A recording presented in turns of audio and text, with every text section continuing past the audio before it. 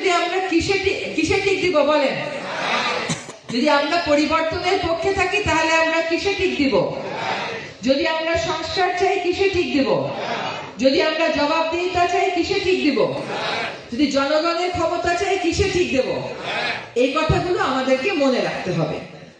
যে কোনো একটা বিষয়ে পরিবর্তন রাতারাতি চলে আসে না, কিন্তু আমরা ভিত্তিটা স্থাপন করে দিয়ে যাই।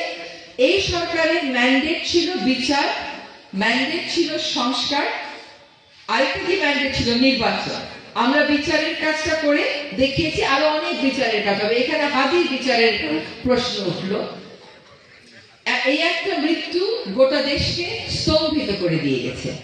হাদি এমন একজন ব্যক্তিত্ব ছিল, দেখেন সে মারা যাওয়ার পরে খুব হিসাব করেও যারা বলছে তারাও বলছে তার জানাজায় 12 লক্ষ লোক হয়েছে। খুব হিসাব করেও যারা বলছে তাদের ট্রেন ভাড়া করার, বাস ভাড়া করার সুযোগ ছিল না। যারা গেছে অন্তর থেকে গেছে, স্বতঃস্ফূর্ততা থেকে গেছে। তারা হাদিকে ভালোবাসে বলে গেছে, তারা বাক স্বাধীনতায় বিশ্বাস করে বলে গেছে, তারা চায় সবাই হাদির মতন করে কথা বলুক। তারা কিন্তু ওইখানে গিয়ে ন্যায় বিচারের কথাও বলেছে যে গুলি করে মেরে ফেললেই দেশের মানুষ তাকে ভুলে যাবে না। তো এই যে জানাজার অংশগ্রহণটাও কিন্তু অনেক বার্তা বহন করে। ফলে এই সরকার হাদির বিচারে অঙ্গীকারাবদ্ধ। আমরা চার্জশিট জমা দিয়েছি, আইনি প্রক্রিয়াও আমার বিশ্বাস দ্রুতই শুরু হয়ে যাবে।